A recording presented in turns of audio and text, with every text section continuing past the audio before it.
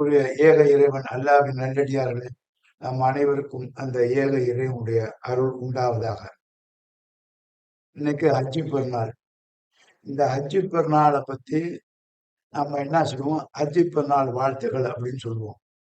இந்த வாழ்த்தை ஏன் நாம சொல்றோம் அப்படிங்கிறதுக்கு ஒரு தாத்பரியம் இருக்குது. அது என்ன அப்படிங்கிறத இறைவன் தான் சொல்லணும். நம்ம ஹஜ்ஜி பெருநாளுடைய வாழ்த்துக்கள்ங்கிறோம். வாழ்த்து செய்தி சொல்றோம். நமக்கு சொல்றோம், நம்ம குடும்பத்தாருக்கு சொல்றோம், நம்மளை சுத்தி உள்ள மக்களுக்கு சொல்றோம், எல்லாருக்கும் சொல்றோம். ஹஜ்ஜி பெருநாளுடைய வாழ்த்துக்கள் தமிழ்ல. அப்ப இந்த வாழ்த்துகள் சொல்வதற்கு ஏதாவது ஒரு அடிப்படை உதாரணம் இருக்கும். அப்பத்தான் அந்த வாழ்த்துக்கு ஒரு வெயிட் இருக்கும். அந்த வாழ்த்துக்கு ஒரு ஒரு ஒரு ஒரு மெசேஜ், ஒரு வரலாறு, அந்த வரலாறை கொண்டு நன்மை இருக்கணும். அப்ப ஹஜ்ஜி பெருநாள் வாழ்த்துங்கிறேன். அப்ப இந்த ஹஜ்ஜி பெருநாள் வாழ்த்துங்கும் போது இறைவன் நோன்பு பெருநாளை நமக்கு காட்டுறான். அது நோன்பு பெருநாள் எப்படி இருக்குதுங்கிறத காட்டுறோம். எப்படி இருக்குதுன்னா, அந்த செய்தி, அந்த மெசேஜ், இறைவன் சொல்ற மெசேஜ் தான் நம்ம பார்க்கணும். அல்லாஹ் சொல்ற மெசேஜ், இறைவன் சொல்ற மெசேஜ், உங்கள் அனைவருக்கும் நான் சொல்ற மெசேஜுங்கிறான். அப்ப சொல்ற மெசேஜ் எப்படி? 2வது அத்தியாயம் அல் பக்ரானா மாடின அத்தியாயம். அல்-பக்ரால 2வது அத்தியாயத்தில் 183வது வசனத்துல சொல்றோம். அதை அப்படியே நான் அரபுல வாசிக்கிறேன் பாருங்க. யா அய்யுஹல்லதீன ஆமனூ, ஓ விசுவாசிகளே. யா அய்யுஹன்னாஸ், ஓ மனிதர்களே சொல்ல. யா அய்யுஹல்லதீன ஆமனூ, ஓ விசுவாசிகளே. குத்திப அலைக்கும் சியாமு, இந்த சியாம், இந்த நோன்பாகப்பட்டது உங்களுக்கு கடமையாக்கப்பட்டது. கமா குத்திப அல்லல்லதீன மின் கபலிக்கும், உங்களுக்கு முன் சென்றவர்கள் மக்கள் மீது இதுதான் கடமையாக்கப்பட்டது. உங்களுக்கு மட்டும் நோன்பு கடமையாக்கப்படவில்லை, உங்களுக்கு முன் சென்ற சமுதாய மக்களுக்கும் நோன்பு நான் கடமையாக்கிறேன். அல்லக்கும் தத்தப்போ, நீங்கள் இறையச்சம் உடையவர்களாக, இறை நெருக்கத்தை உடையவர்கள் ஆவதற்கு நான் இந்த விரதத்தை, இந்த நோன்பை, அழகான வார்த்தை, தமிழ் வார்த்தை, நோன்பை கடமையாக்கிறேன். அப்ப கடமையாக்குறது யாருக்கு? யா ஐயுஹல்லதீனா, ஈமான் கொண்டவர்களுக்கு. ஏன் ஈமான் கொண்டவர்கள்னா, ஒட்டுமொத்த மக்களுக்கும் நோன்பை கடமையாக்கி இருக்கான். ஒட்டுமொத்த சமுதாயத்துக்கு நோன்ப கடமையாக்கிறான். நமக்கு மட்டும் கடமையாக்கல, ஒட்டுமொத்த சமுதாயத்தையும் கடமையாக்கிறான். அந்த ஒட்டுமொத்த சமுதாயத்துல யார் அதை கடைபிடிக்கிறார்கள் அவர்களை பார்த்து, யா ஐயுஹல்லதீன ஆமனூ, என்னை ஏற்றுக்கொண்டவர்களே, என் மீது நம்பிக்கை கொண்டவர்களே, என் இறை தூதர் மீது நம்பிக்கை கொண்டவர்களே, என் வேதத்தின் மீது நம்பிக்கை கொண்டவர்களே, தி டே ஆஃப் ஜட்ஜ்மெண்ட், இறுதி நாள் மீது, தீர்ப்பு நாள் மீது நம்பிக்கை கொண்டவர்களே. அப்படிப்பட்ட நம்பிக்கை கொள்வர்களுக்கு எல்லாம் ஒரு நல்ல செய்தியை சொல்கிறார். நான் உங்களுக்கு நோன்பை கடமையாக்கியிருக்கேன். அது எது போல என்றால், உங்களுக்கு முன்னுள்ள சமுதாயத்திற்கு நோன்பு கடமையாக்கப்பட்டது போல உங்களுக்கும் கடமையாக்கிறேங்கிறான். இப்ப இந்த ஹஜ்ஜி பெருநாளுக்கு நம்ம வாழ்த்து சொல்லுவோம். நோன்பு பெருநாளுக்கு வாழ்த்து சொன்னோமா? அப்ப அதே மாதிரி ஹஜ்ஜி பெருநாள் சொல்லும் போது எல்லா மக்களையும் நாம இழுக்கிறோம். எல்லா மக்களையும் இறைவன் பக்கம் நாம அழைக்கிறோம். எப்படி அழைக்கிறோம்னா, இந்த ஹஜ்ஜி பெருநாளை, இந்த குர்பானிங்கிறது, ஆடு மாடு ஒட்டம், இவைகளை நாம அறுக்கிறோம், நாமளும் சாப்பிடுறோம். அதே மாதிரி மற்றவங்களும் கொடுக்குறோம். அங்க நோன்பு பெருநாள்லையும் தர்மம் செஞ்சுட்டு தான் தொழுகணும். தர்மம், தான் சாப்பிடுற ஆகார பொருள் இருக்கு பாருங்க, அரிசி இல்ல கோதுமை, இதை கொடுத்துட்டு தான் நீங்க பிரேயருக்கு போகணும். இங்க ஹஜ்ஜி பெருநாள்ல பிரேயர் முடிச்சதுக்கு அப்புறம் தான் தர்மம் பண்ணும். அங்க தர்மம் பண்ணிட்டு பிரேயர் பண்ணும், இங்க பிரேயர் பண்ணிட்டு தான் தர்மம் பண்ணணும். அப்ப இது என்ன தர்மம்னாக்கா, அங்க உணவு பொருள், இங்க உங்களுக்கு அளிக்கப்பட்ட ஆடு மாடு ஒட்டகம். இதை எப்படி இறைவன் சொல்றான்? இதை நீங்க அறுத்து நீங்களும் சாப்பிடுங்க, மற்றவங்களுக்கு சாப்பிடுங்க சொல்லும் போது, இந்த அத்தியாயத்துல ஹஜ்ஜுடைய அத்தியாயத்துல 22வது அத்தியாயம் 34வது வசனம், ஹஜ்ஜிங்கிற அந்த பெருநாளுடைய வசனம் சொல்லப்பட்ட அந்த அத்தியாயத்துல 34வது வசனம், 22, 34. அந்த 34 என்ன சொல்றான்ல, நோன்பு எப்படி சொல்லணும் அதே மாதிரி சொல்றான். ஈமான் கொண்டவர்களே, ஒவ்வொரு சமுதாயத்திற்கும் நான் இந்த குர்பானியை, இந்த ஆடு மாடு ஒட்டகத்தை அறுப்பது கடமையாக்கியிருக்கிறேன். ஒவ்வொரு சமுதாயத்திற்கும், ஒவ்வொரு வகுப்பாருக்கும் நான் கடமையாக்கிறேன். எதை கடமையாக்கிறேன்? நோன்பு அங்க கடமையாக்கிறேன், உங்களுக்கும் கடமையாக்கிறேன். இங்க குர்பானிய அவர்களுக்கும் கடமையாக்கிறேன், உங்களுக்கும் கடமையாக்கிறேன். உங்களுக்கு கடமையாக்கிறேன், அவர்களுக்கு கடமையாக்கிறேன். எதை? குர்பானியை, இந்த ஆடு மாடு ஒட்டகத்தை நீங்கள் அறுத்து சாப்பிடுவது உங்களுக்கு நான் இந்த நாளில் மெய்ப்பித்து காட்டுகிறேன் அப்படின்னு நல்லா சொல்லணும். அப்போ ஒவ்வொரு காரியமும் நாம செய்யும் போது தொடர்புடையதா இருக்குது. அது நமக்கு மட்டும் தொடர்புடைய எல்லா மக்களுக்கும், ஒட்டுமொத்த மக்களுக்கு தொடர்புடையதா இருக்குது. அந்த ஒட்டுமொத்த மக்களுக்கு ஒரு செய்தியை சொல்லும் போது அந்த செய்தியை ஒரு குறிப்பிட்ட சாரார் பின்பற்றாங்க, பலர்கள் மறுக்கிறார்கள். அப்ப இப்ராஹிம் நபி அவர்களுக்கு இந்த நோன்பையும் கடமையாக்குறான். உங்களுக்கு முன்னுள்ள சமுதாயம்.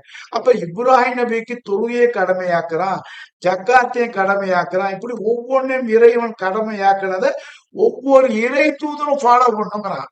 அப்ப இப்ராஹிம் நபிக்கு கடமையாக்குனதுதான் முகமது நபி உமக்கும் கடமையாக்கிறேன். ஈசாவுக்கு எதை கடமையாக்கணும், முகமது நபி உங்களுக்கு கடமையாக்கிறேன். மூசாவுக்கு எதை கடமையாக்கணும், முகமது நபி சமுதாயத்தை கடமையாக்கிறேன். அப்போ ஒவ்வொரு சமுதாயத்திற்கும் நோன்பு கடமையாக்கப்பட்டது போல ஒவ்வொரு வகுப்பாருக்கு, ஒவ்வொரு சமுதாயத்திற்கும் இந்த குர்பானி ஆடு மாடுகளை அறுத்து நம்ம சாப்பிடுவது கடமையாக்குகிறேன். அப்போ ஒவ்வொரு சமுதாயமும் போது ஒவ்வொரு சமுதாயத்துக்கு வழிகாட்டுதல்னா வேதங்கள். ஒவ்வொரு சமுதாயத்துக்கு அந்த வழிகாட்டிய வேதங்களை எக்ஸ்பிளைன் பண்றது யாரு? இறை தூதர்கள். அப்ப இறை தூதர்கள் எப்படி இறைவனுடைய மெசேஜை வாங்கி அவர்கள் சொல்கிறார்களோ, அந்த மெசேஜை வாங்கி அவர்கள் எப்படி வழிகாட்டு செய்கிறார்களோ, அந்த வழிகாட்டுப்படி செய்பவர்கள்தான் இஸ்லாமியர்கள் ஏற்றுக்கொண்டவர்கள். தொடர்ச்சியாக ஒன்றிலிருந்து கடைசி வரைக்கும் அதை ஒரே கோடிலிருந்து வர்றவங்க தான் இஸ்லாமியர்கள், கட்டுப்பட்டவர்கள், ஏற்றுக்கொண்டவர்கள். இப்ராஹிம் நபியும் இப்ராஹிம் வழிமுறையும் கட்டுப்பட்டவர்கள் பேரு இஸ்லாமியர்கள், கட்டுப்பட்டவர்கள். மூசாவுக்கு அருளப்பட்ட வேதத்தையும் மூசாவுடைய வழிபாட்டையும் கட்டுப்பட்டவர்கள் இஸ்லாமியர்கள்.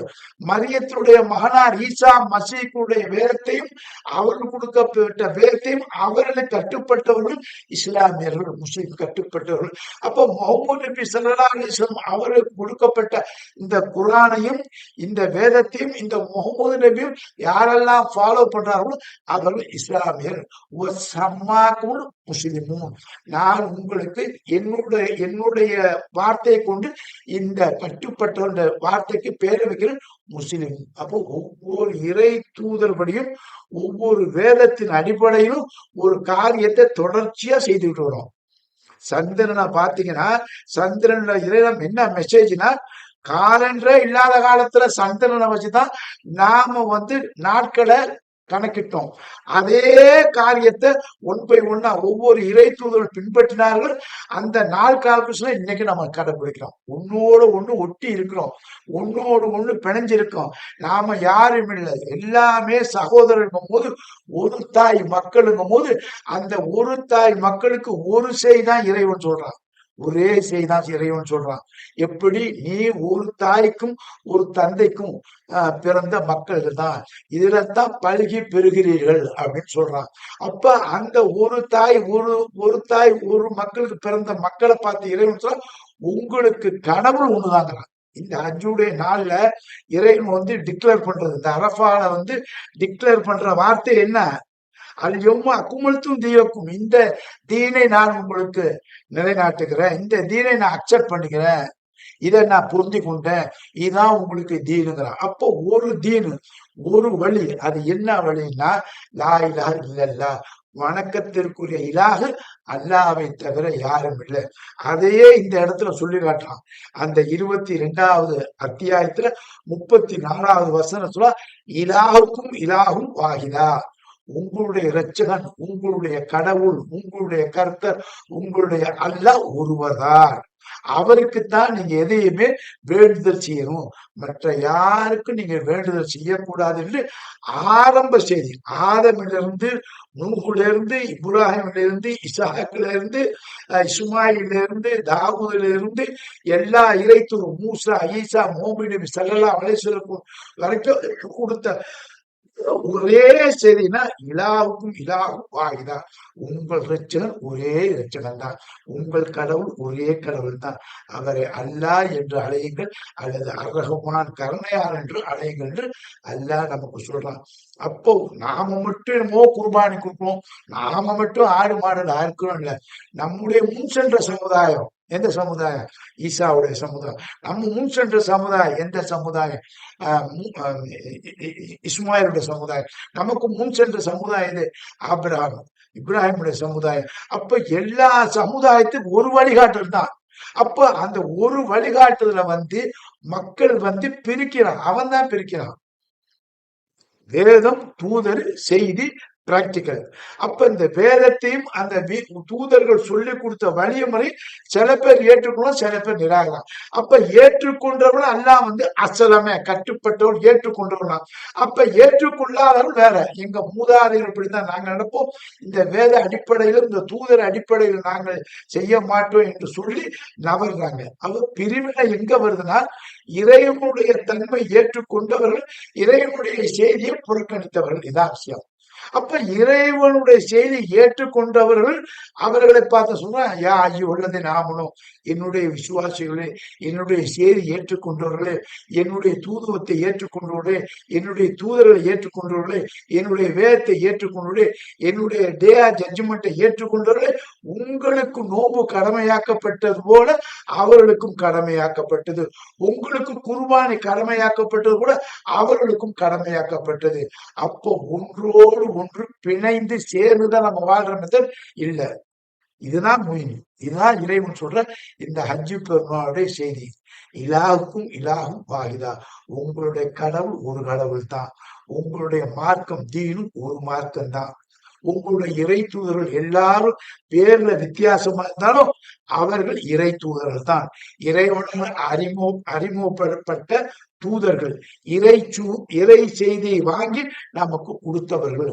அவர்கள் தனிப்பட்ட மக்களாக இருந்தாலும் ஒரு இறை செய்தியை சொல்வதாலும் இறைவனால் அறிமுகப்பட்டவர்களை இறைவனுடைய தூதர் என்று நம்ம சொல்றோம். அதே மாதிரி இறைவனுடைய வேதங்களையும் நாம சொல்றோம். அப்ப கண்ணியத்துக்குரிய அல்லாஹ்வின் நல்லடியார்களே, நாம எங்க இருக்கிறோம்னா எல்லாரோட தொடர்பு இருப்போம். நாம எங்க இருக்கோம்னா எல்லா செய்தியோட தொடர்பா இருக்கோம். நாம எங்க இருக்கிறோம்னா இறைவன் படைத்த எல்லாத்தோட தொடர்பு இருப்போம். அப்ப எல்லாத்தோட தொடர்பு இருக்கிற நாம எல்லாவற்றையும் அறிந்து இதுக்கு சாட்சியம் அளிக்கக்கூடிய மக்களாக இருக்கிறோம். இதான் ஹஜ்ஜு பெருநாள். ஹஜ்ஜு பெருநாளுங்கும் போது இந்த தீனை, இந்த வழிகாட்டுதலை, இறைவன் காட்டிய வழிகாட்டுதலை எந்த இறை தூதரும் பிரித்து விடாதீர்களாம்.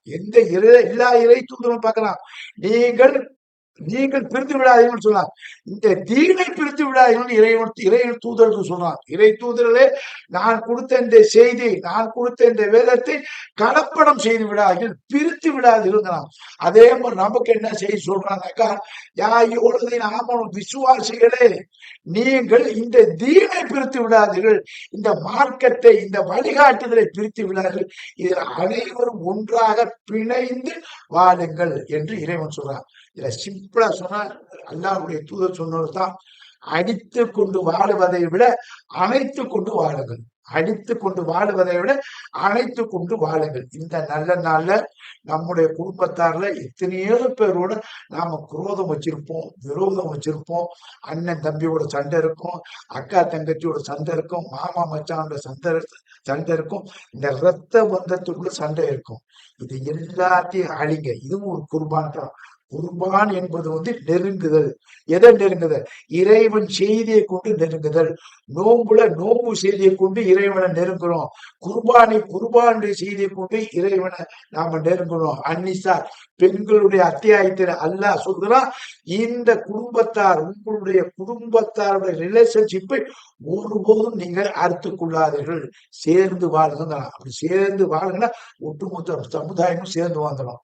இன்னைக்கு நான் இருக்கேன், என் சமுதாயத்துல இதுக்கு முன்னாடி யார் இருந்தா, எங்க அப்பா இருந்தாரு, அதுக்கு முன்னாடி எங்க அப்பா இருந்தாரு, அதுக்கு முன்னாடி எங்க அப்பா இருந்தாரு. இப்படி 2 அப்பா 3 அப்பா பாருங்க. அந்த 3 அப்பாக்கு 4 அப்பாக்கு 5வது அப்பாக்கு 3 பொம்பளை இருக்கும், 2 ஆம்பளை இருக்கும், 5 பொம்பளை இருக்கும், 5 ஆம்பளை இருக்கும். அப்படி கலந்து இருக்கும். அதுல மொத்தம் இஸ்லாத்துக்கு வந்திருப்பான், பாக்கி பேர் இஸ்லாத்துக்கு வந்திருக்க மாட்டான். அப்ப என்ன, ஒரு குடும்பம் தான். ஒரு குடும்பத்திலிருந்து பிரிவினை வருது. எப்படி பிரிவினை வருது? ஏற்றுக்கொண்டவன் நிராகரித்தவன். இல்லப்பா என் குடும்பத்தோட நான் இருந்தேன். இல்லப்பா நான் இறைவனை ஏற்றுக்கொண்டு இறைவன் வழிபக்கம் போறேன். அப்ப இறைவன் வழிபக்கம் போறதுக்கு அந்த மெசேஜ் டிஃப்ரெண்டா இருக்கா? அந்த செய்திகள் டிஃப்ரெண்டா இருக்கா? அந்த வழிபாடுகள் டிஃப்ரெண்டா? ஒருபோதும் டிஃப்ரெண்ட் இல்ல.